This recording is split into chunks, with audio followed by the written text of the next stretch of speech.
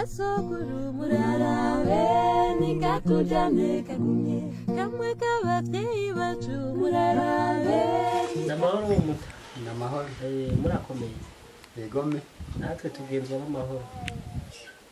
Hanyuma ndega mbere yuko tutangura ikiganiro nyezina gihava gishimikira ku mico imigenzo y'abarundi baho hambere, kiza bita coronavirus murakizi? Turakizi. Muracikingira canke murazi ukuntu bacikingira? Turabizi baguma babitubwiye. Yego. Hama twagomba mutuyagire rero. Mugabo mubanje kutwidondora. Mwoba mwitwa mwikiga muta? Ni cyo karito. Imyaka 53. Yego. Kaba asanzwe akora iki mu buzima bwa misi yose? Umurimi. Kabava mu ntara komine ya Intara ni Muramvya, komine Mbuye, umutumba Rugari, gacimbira Nyabigamba. Tundarandiriye mwoshobora kutuyagira mucishije mu mugani? Yegome. Umugani woba ari umugani wiki? Ni umugani w'umwami n'ifyisi.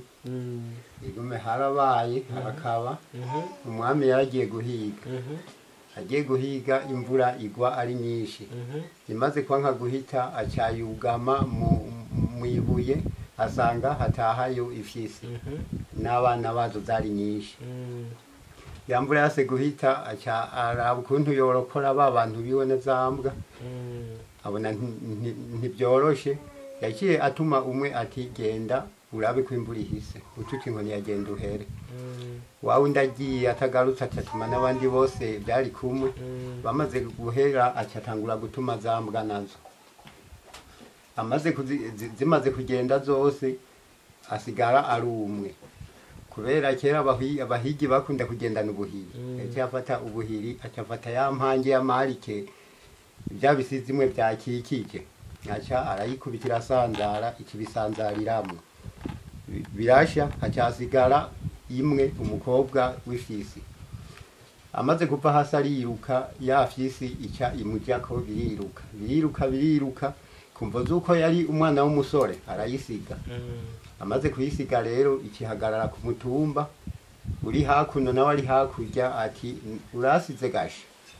Ati nze nicemwo inkumi nziza untware nkurye. Nze nicemwo imbwa nziza untunge nkurye. Nicemwo inka nziza untunge nkurye. Wa mwami acarabandanya n'ibwami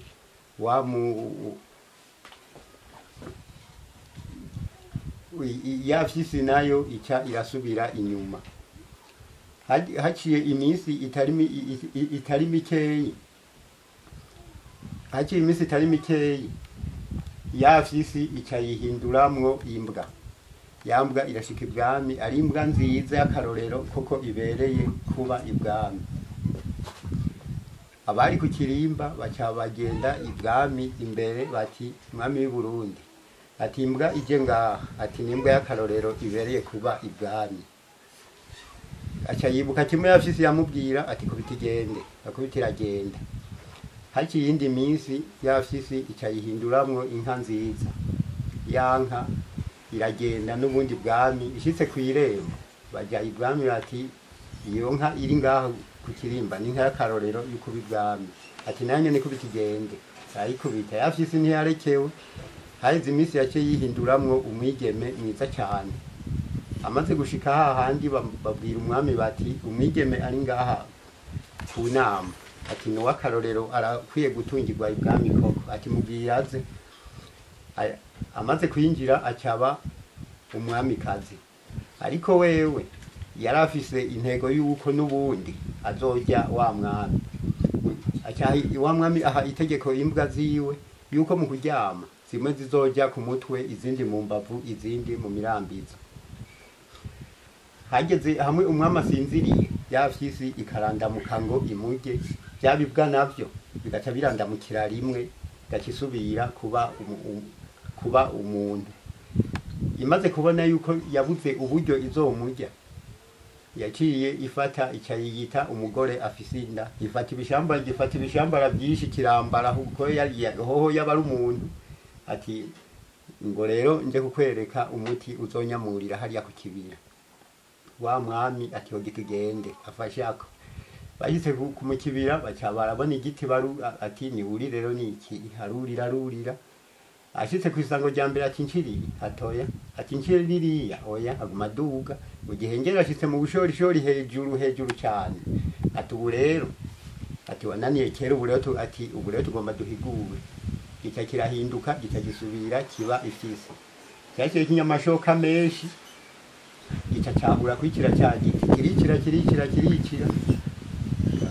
mu ishamba haca haza akanyonki gahagarara ku giti nkariya uwo mwami rero yitwa maguru ya nyagwari ati maguru ya nyagwari ati uyoberwa ubwenge uyoberwa n'uburi mu kwaha nawe rero yari yambaye ifirimbi mu izosi yahora ahamagaza za mugazi yiwe kavuze ubugira kabiri yaciye yibuka ya firimbi yuko ayifise atangura guhamagara za mugazi yiwe zozo zimwumvise ziri muhira zaciye ziza zirabandanya kuzana baguma avuza kugira aho zimushikira cyari gisizimwe ngo kibone ziragishikiriye gica gitora impuzu rero gitangura kwihindura umuntu nawe cyatangura acavuga ari hejuru ati tabagura sigeno hohera iyo fisi yashatse guhigisha umwami kandi umwami adahigisha. Murakoze cyane.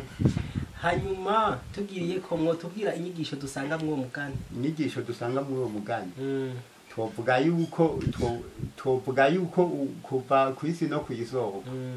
Umuntu yiswe umwami nta kintu na kimwe cyamwuririrako kuko afise ikibanza cya kabiri wa mbere ari Imana nawe umwami akagira kabiri. No kuvuga iyo nyigisho uwo mugani wo dusigira inyigisho yo kubaha abadusuye yiga amaduruta. Murakoze. Umuntu akabaho afise ico yubaha. Murakoze.